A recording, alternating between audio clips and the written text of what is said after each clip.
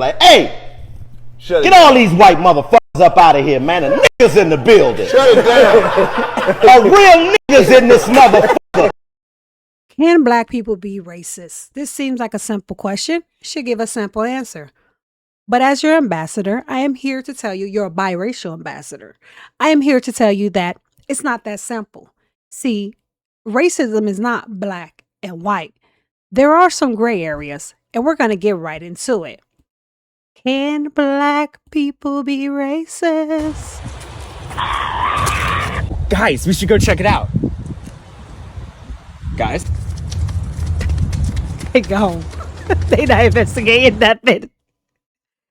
So y'all see that, right? White reaction versus black reaction. Yeah, he a white bald guy. Mama called a lawyer. What the license and registration, sir? Why? License and registration. I got it, but I ain't reaching for it. You know why I pulled you over? No. You were going 50 and a 30. So? Keep your hands on the steering wheel. Stay on the steering wheel. Step out of the car, sir. You smart with me? Step out of the car, sir. No. I will when you get your hand off your waistline. Just step out the car, sir. We can get you out of here. Fucking bullshit. Come on, let's go, sir. Just let me get my hands off the steering wheel, man. All this ain't necessary. Get your ass. I'm calling my manager. I'm calling How's your my day lawyer. going, sir? How are you doing today? You want these fucking hands? Come on, bro. Come on. You Yes, wouldn't be sir. doing Come on. it if I was a white man. Get your ass up. Come on, hey, bro.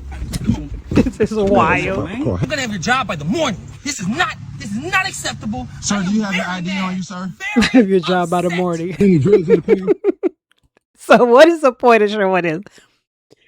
What I'm trying to get you guys to see is racism is not black and white. Nothing in life really is black and white, honestly. So we have two races, white and black. We have the same scenario. They hear a noise, yet they act different. They get pulled over, yet the experiences are different. Something that's the same, but yet has different responses. Well, that's the same thing with racism. When a black person does something what you would call racist versus when a white person does something that is racist, there are two different reactions. Now, you may be saying, well, it's still racist. Well, we're going to kind of get into that before I truly give you my thoughts on black people being racist. So you got to ask yourself, why is it that black people have this type of attitude towards police officers? They don't like to give them information. You know, they feel like they have to rehearse when they get pulled over. They feel very uncomfortable. It's a very stressful situation. Why is this? It's because there's a history that goes behind the relationships with black people in America and police officers. And that's what we're going to get into right now. Back then, Apex Police Chief Sam Bagwell acted with near impunity to carry out racist attacks. His brutality was well documented by news outlets of the time, but he escaped most punishment because he was, as the Carolina Times put it, a valuable asset to the average southern town. His job, quote, to keep Negroes in their place. He was a mean man now. He ain't mean raised by him. One November Tuesday in 1952, Bagwell arrested Lynn Council, claiming he was a suspect in an unsolved convenience store robbery. Council would not admit to a crime he says he did not commit. Lynn recalls Bagwell became more and more frustrated by his denial. He hit me, slapped me on the stool. Apex town historian Toby Hollenman says then Council was taken to Wake County for more interrogation. The next day, a trial. There's a tree. At which time it You already know where this appears is going. he pled not guilty because he wasn't guilty. The next morning, two of Bagwell's sheriff deputies took Lynn and the other 7 suspects into their police cars. They drove 10 miles into the country to what's now a 2-lane highway near a suburban neighborhood. Council says he was led underneath this tree, where a noose was looped around his neck. And then they got on the other end of the rope and pulled it, so they pulled his feet off the ground. I thought myself, I said, they gonna keep me out in the wood and do me and leave me down here. After a minute hanging off the ground, And they drop me down. Yeah. So when you have this type of things happening within the black community as a normal thing, see, white people don't experience these things. They don't understand it. So police to them, it's like a regular day. But for black people, it is not a regular day. So there's going to be a different reaction. So when you look at a police being pulled over, a different reaction. When you hear a noise outside, a different reaction. Why? Because the perspectives and the experiences are different. So when you're asking a black person versus a white person, can you be racist? It's going to be different because the perspectives are different. Let's give you another example. One more example. Hey, what was that? Sounds like a dog bark. Oh my God, look over there, guys. It's a beautiful pit bull. Jesus Christ, what a beauty. He's so beautiful, isn't he? No, come here, doggy. Come here, doggy. What the hell was that? He sounded like a dog.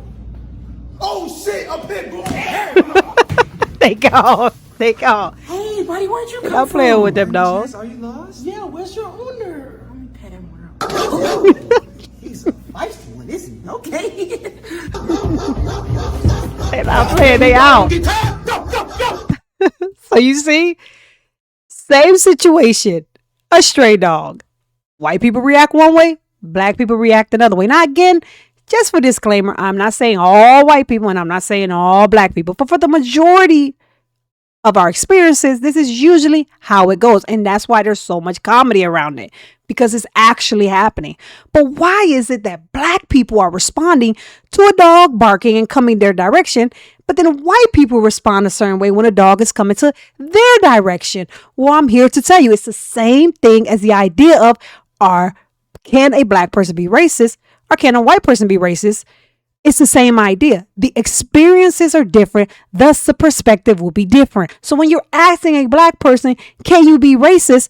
It is not the same way as asking a white person, can they be racist? This is two different things, just like we're going to get into right now with dogs. You've got to keep the white and the black separate. The next day, the young people burst out the doors of 16th Street Baptist Church. And now Bull Connor has lost it. And he deploys the hoses and the dogs, and that is the turning point.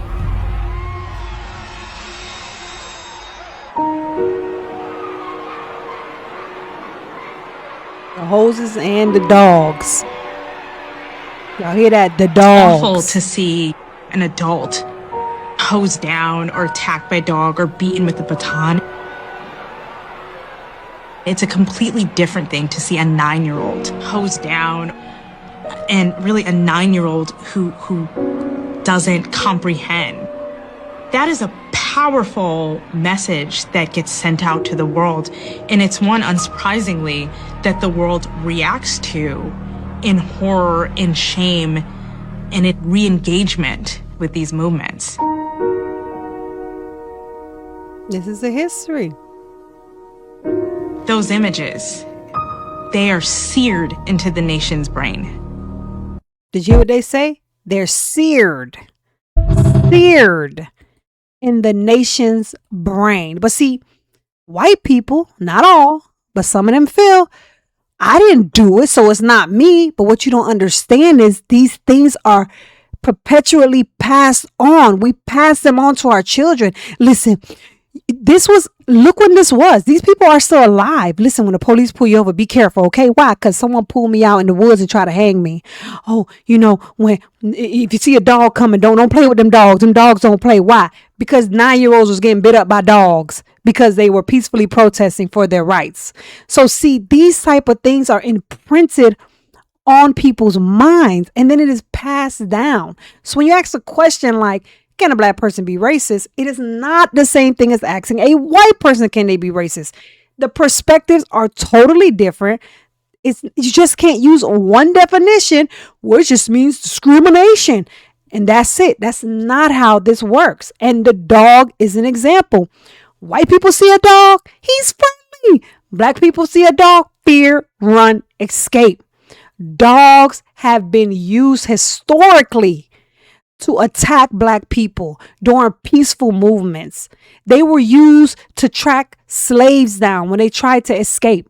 Dogs have always been used in that form. So Why do you think black people feel uncomfortable the way that when they're interacting with stray dogs? They don't feel comfortable like, oh my goodness, they're so cute. No, there is something attached to it. So that's why it's important that when we're asking these questions, you have to realize, who am I talking to? You have to realize, what is this person's perspective? And because I'm black and white, I'm able to, growing up with a white mom and a black dad, I was able to be around same situations and was able to experience two different reactions. And it wasn't until I got older and had my own experiences and started seeing certain things take place, I started realizing, oh my goodness, this is why this is Hold on, happening. I'm not done. Black people cannot be racist towards white people. What? Who comes up with these things? Racism is discrimination and prejudice. Do you know the definition of racism? So maybe most of you don't do the systemic racism, but you do the individual racism. When you tell a white woman not to braid her hair, what do you call that? Show of love? No, it is racism. Racism is on both sides of the aisle. People in every culture can be racist. Okay? Mexican, Indians, Black, Africans, name it. But we all have to stop the racism. Listen to Now, I want to make it very clear. I am not telling people to discriminate against anyone or to treat anyone a certain way because of their skin complexion or because where they come from, right? We should honestly be treating people based off of their character and character alone. But that's not the world that we live in, obviously. Now, what was the point of this video? She said, you know the definition, and we talked about that. Discrimination. And she brought up the braiding of hair. If a white woman wants to get a black cultural hairstyle, a African cultural hairstyle, and that African woman says, no, I don't want to do it, she is being racist because she is discriminating. See, when you make it black and white like that, obviously this black woman's being racist.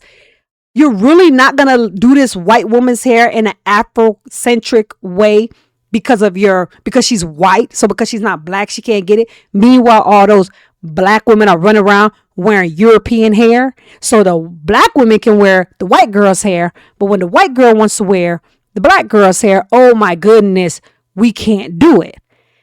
You're being racist. But see, again, this is the problem. You're talking to two different people. What do I mean? Let's look at the white woman.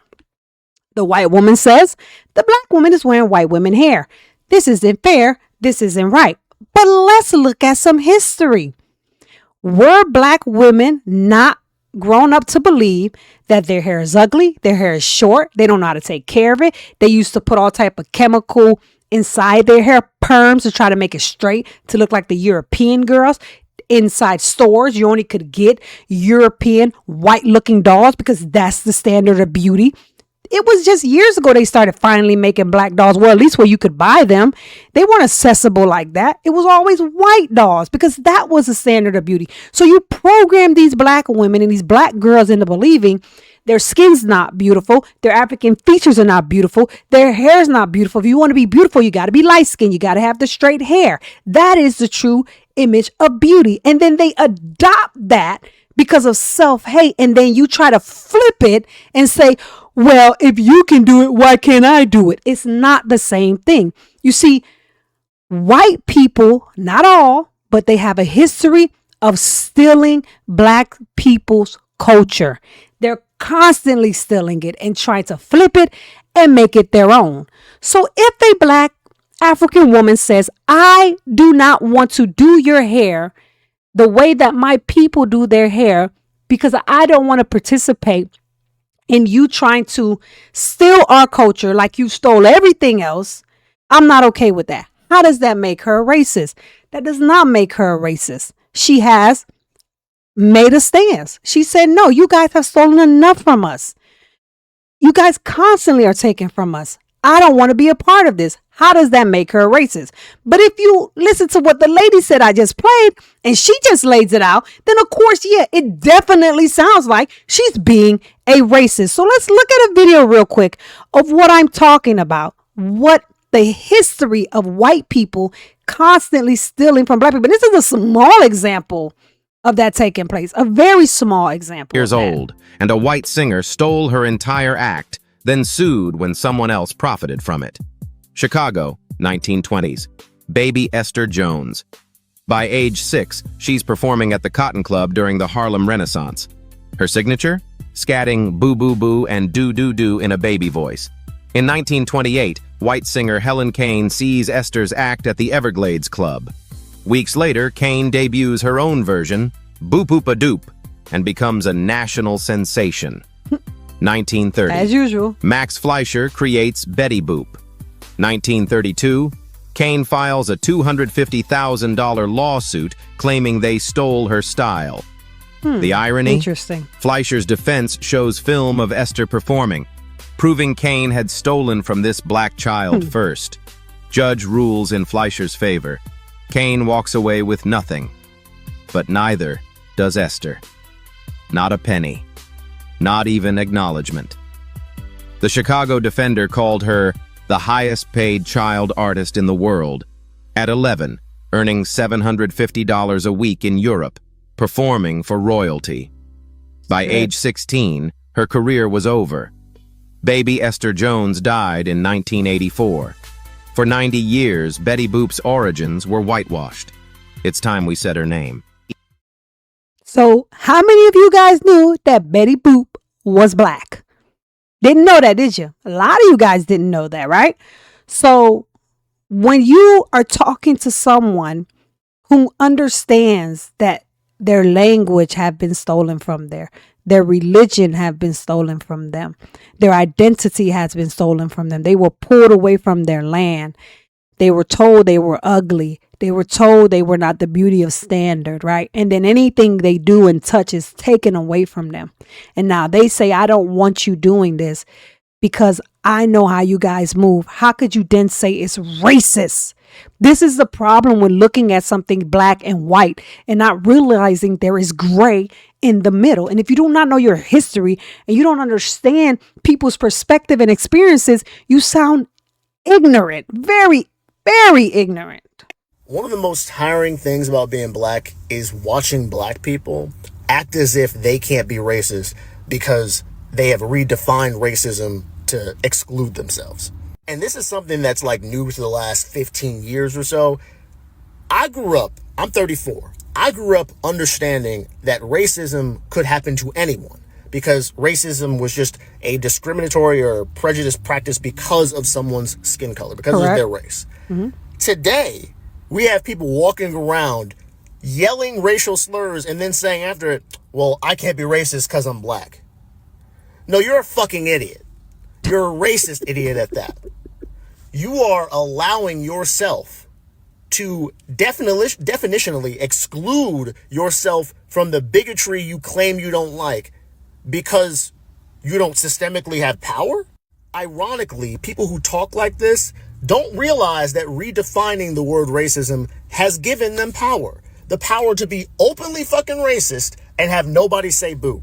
Well, boo! Boo to you! You're racist! What this really exposes is that people who say racism is wrong a lot of times don't have any problem with racism as long as they're the ones to get to perpetrate it. So he made a lot of good points, right? Again, I am not saying that we should be discriminating against people because of their race. I'm mixed. I have a white mother. I have a black father. I don't want to see either one of them treated bad just because of their color of their skin. They didn't ask to come in this world that way. This is how God made them. I wouldn't want that for them. I love them both dearly. So I wouldn't want that. But the idea that this man is saying that he's tired of being black. It's tiring being black because black people don't believe they can be racist because they have redefined the definition. But see, this is the point that I'm making. Words are constantly changed and redefined. Look at the word gay. Gay meant happy, and now it means same-sex relationships. The idea that he's trying to hold on to this is the definition, and if you try to move it, no. I gave you an example of the woman. If she says, I don't want to be a part of cultural appropriation. I don't want to be a part of you stealing my culture. So I'm not going to indulge in this. That doesn't make her racist, right? So because we don't understand that, all we're seeing is, well, she's a white woman. You don't want to do it because she's white. Therefore, you discriminated. You're making it black and white again. And another thing that he said that really stood out to me was when he talks about how black people think it's okay as long as it's not dealing with them. Now, he said in general, like, people are like this, but I believe he's talking about black people. Racism is fine as long as it's not them. As if black people are out here so racist to the white Americans that their life are just ruined, when we know it's a total opposite. Now, he mentioned it, but it's the truth. Black people are not in any power to inconvenience a white person's life. They're just not. They may say something to hurt their feelings. They may embarrass them, but they're not inconveniencing their life. They're not affecting their children. They're not affecting their education. They're not affecting their livelihood. None of these things are being affected. Black people are affecting white people. It's not happening. You may have individual cases, maybe, but it's not happening like that. So when I hear people like him talk and say things like this, it's extremely hurtful, because you know the history and you know that a lot of black people are hurt and a lot of black people are scared and a lot of black people are damaged. And this is really just a response to the hurt and to the damage. What you're seeing when you're hearing these things, or you're seeing these reactions from black people, it's not racism. It's a reaction to what has happened to them. It's a response, and it may not always be right, and sometimes it may be wrong. But when you hurt people for generations and continue to today, to this day, how do you expect the person to react?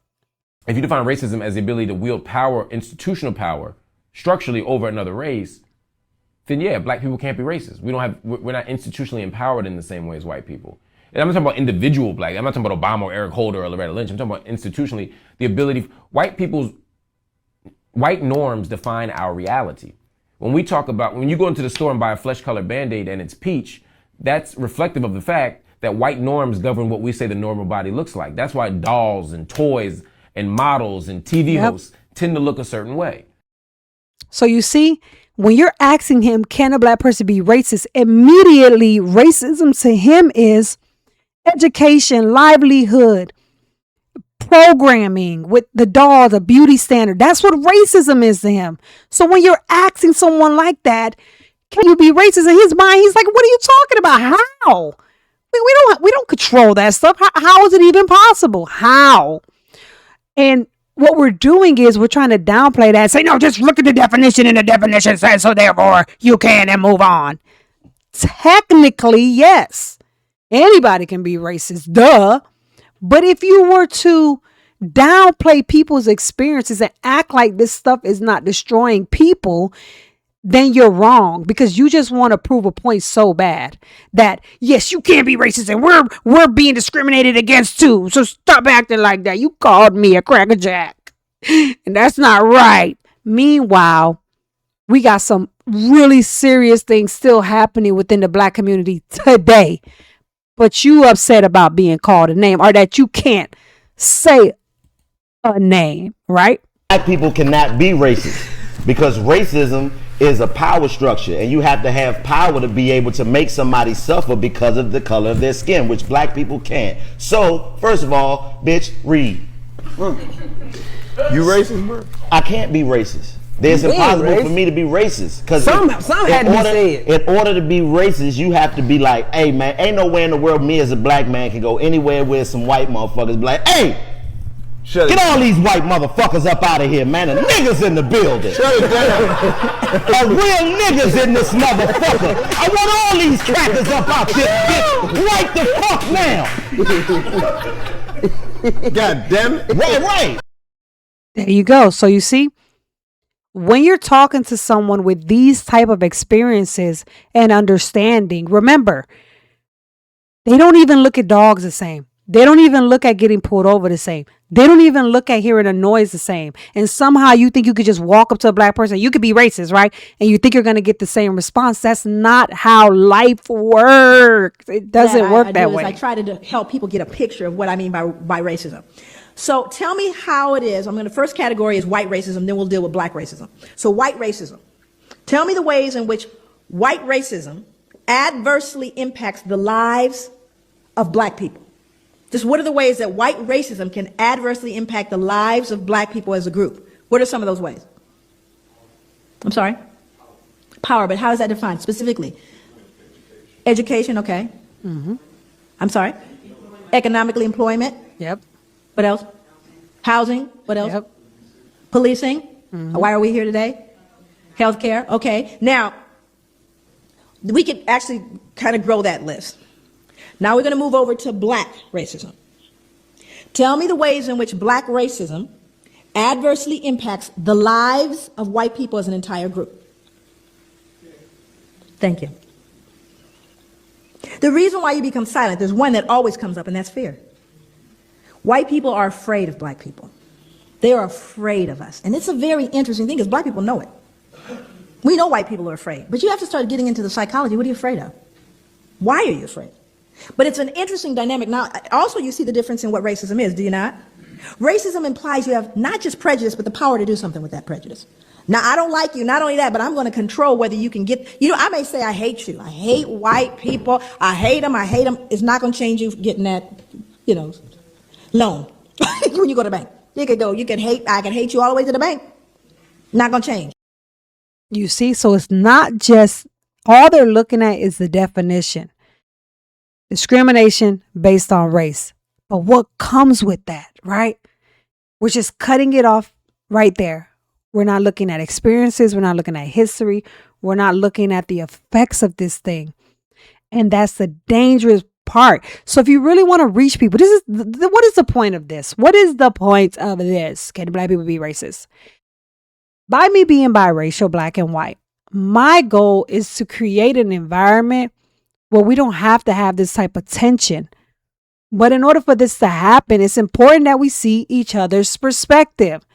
But we're not going to see each other's perspective if we're so gun-ho on what you view things to be. No, this is what it is. If this is how you're going to be, you're not going to be able to move forward. No healing is going to take place. No change is going to take place. And this last video I'm going to show, and I'm going to let it ride out. When I tell you she hit it on the head, she broke this down so sweet. So I'm going to just let her just take over the floor. Racism against white people doesn't exist. And it literally never has. The entire concept of race was created by white people.